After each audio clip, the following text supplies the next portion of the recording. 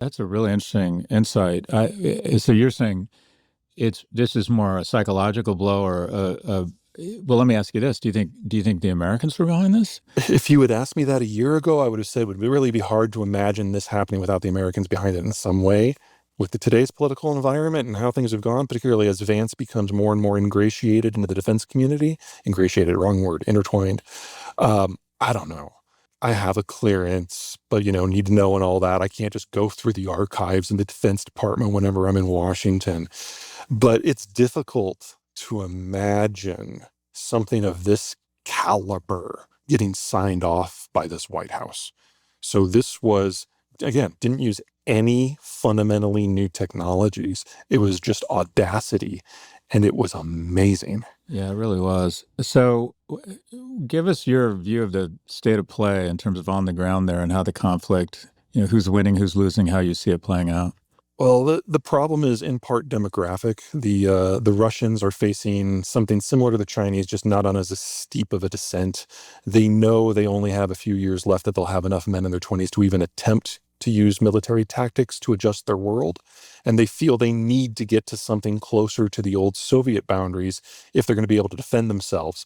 Right now, they've got wide open frontiers that are about 3,000 miles long. If they can get into central Poland and Romania, that shrinks down to about 500 miles. They feel that's more manageable. They're right. Unfortunately, that means they have to conquer all or part of a dozen countries that collectively have a population that's larger than theirs. And Ukraine isn't the first post-Soviet war. It's the ninth, and it won't be the last if Ukraine falls.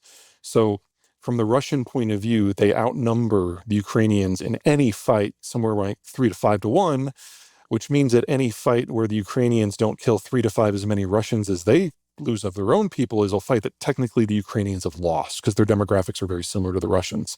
So by the numbers, the Russians very much are wearing down the Ukrainians. The problem with projecting how this war is going to go one way or the other is that the technology is changing so quickly. None of the weapon systems that have dominated the battlefield in 2025 existed in 2021. And we are now on, I think, our 17th turnover in terms of drone technology in Ukraine and our 11th in Russia.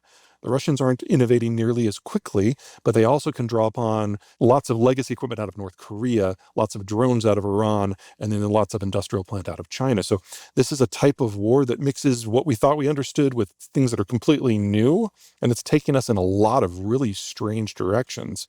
I mean, it looks like the Russian military, which used to be an entirely artillery force, can barely even use artillery anymore because the Ukrainians can target it before the shell even drops. Counter battery has gotten that good in this new acoustic drone detection age. So I don't know. By the numbers, still Russia's war to lose. By the numbers, NATO needs to get ready for the next phase because it involves 7 NATO countries now. But it's anyone's guess because the goalposts keep moving. Other than drones, what are some of those new battlefield technologies? One of the things that the Ukrainians set up early in the war was a series of basically microphones along the border. So whenever the drones, because they were, if you remember, the Shahed drones out of Iran are really noisy. Whenever the drones started to come in, they could basically get picked up on multiple phones and figure out what the vector was and where they were going. And so you could activate air defense on the other side. The Ukrainians have now turned that into a counter battery fire, which is spectacular. The Ukrainians have combined drone technology with rocket technology to make rocket drones that have a range of 1,100 miles they can hit within a couple of meters of their target. So we're seeing really, really cheap developments that are outperforming anything that was in the Russian arsenal before. And that applies to us too. A Ukrainian drone jammer, which is the only reason that Ukraine is still there this year, which forces the Russians to use fiber optic drones, is now about 1/10 the cost of what the US produces and performs an order of magnitude more effectively. So if you were advising the U.S. and Europe, your general, what I think you said before was that if Ukraine falls, it's only a matter of time before there's a next conflict. Where do you see that next conflict emerging? Would it be Poland? Where would it be? It will depend upon the tactical situation at that moment, and a lot can change between now and a hypothetical Ukrainian fall. But the Russians know they have to reach the Vistula River, and that's in central Poland, cuts through Warsaw. They know they have to be at the Baltic Sea, so there are the three Baltic republics, and they know they have to reach the Danube, which is the north, will include the northeastern sliver of Romania. So which one of those the Russians would go for would be shaped by the tactical situation at the moment they felt the need to pull the trigger, but they need all of that territory.